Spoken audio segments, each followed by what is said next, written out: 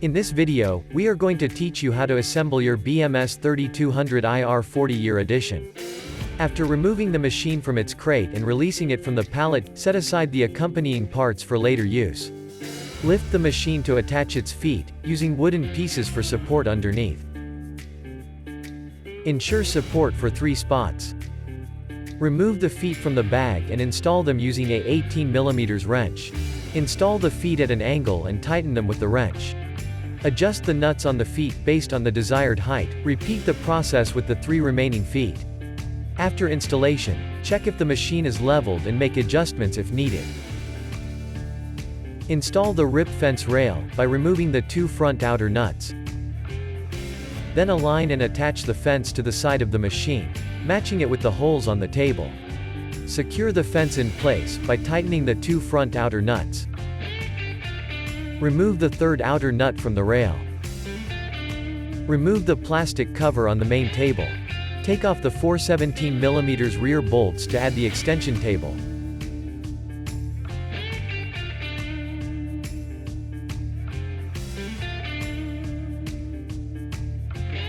Align the extension table with the rip fence and the holes from the removed bolts. Then, secure it with the 4 bolts on the rear extension table. Tighten the bolts on top and level the table with the 4 Allen bolts. Tighten the bolts once you have the proper level. Adjust the rear of the rail for an even distance, double checking with a measuring tape. Remove the rail stop bolt and install the rip fence assembly. Make sure everything is aligned before installing it completely. Slide it through and move the fence all the way forward. Reinstall the bolt to prevent the rip fence assembly from sliding out when moved towards the end of the rail. Check the level of the rip fence rail and adjust if necessary by raising or lowering one of the sides. Install the rip fence measuring tape next to the rail, securing it with 4 bolts. Ensure it's flush before tightening.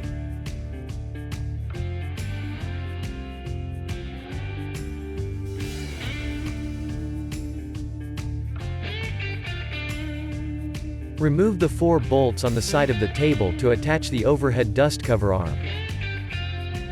Have someone support the arm while attaching it due to its weight. Screw the bolts back in once the arm is aligned with the holes.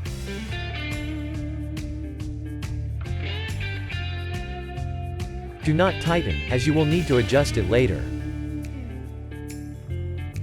Open the second crate with the sliding table. Mount the sliding table on the main body of the machine. Then, remove the retention bolt in the front end of the sliding table. You have to remove the nut on the inside as well. Unlock the slider to expose the mount holes.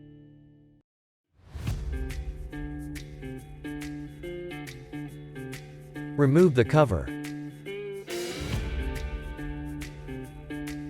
Thread the first bolt into the hole until it's snug but not fully tight. Continue pushing forward, revealing the next hole. Repeat the process. Move to the opposite side and push the table saw forward, revealing another hole. Repeat the process. Push it forward one last time and screw in the last bolt.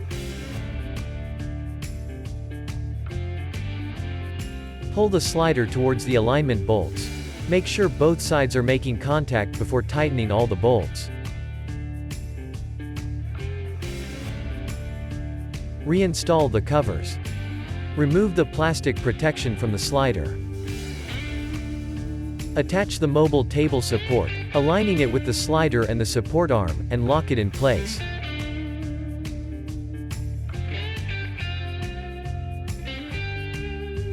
Install the crosscut fence. Start by removing the knobs.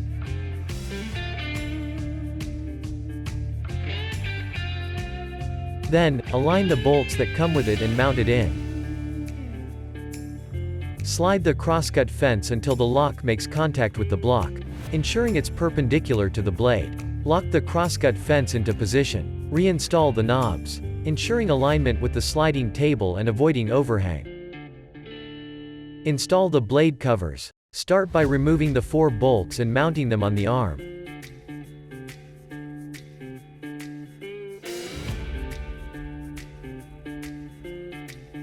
Move it forward, so you can raise the blade. Use the side handle to raise the blade, ensuring it doesn't touch the covers. Lift the dust cover and slide the crosscut fence to check for interference. Adjust if necessary. Tighten the bolts holding the dust collector arm now that the dust cover is aligned. Now, install some of the accessories. Attach the sheet clamp, the dust hose,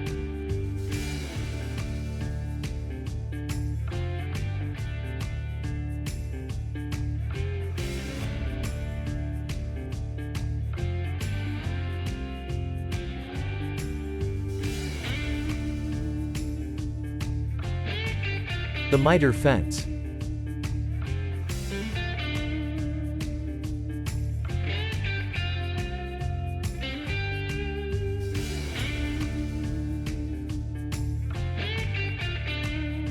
and the wedge clamps. Then, adjust the scoring blade in and out, to ensure proper alignment.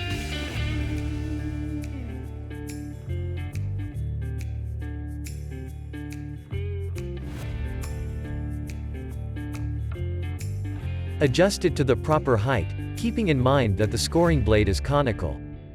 Test the main blade for both vertical and tilting movement. Finally, hang the push stick on the side of the machine.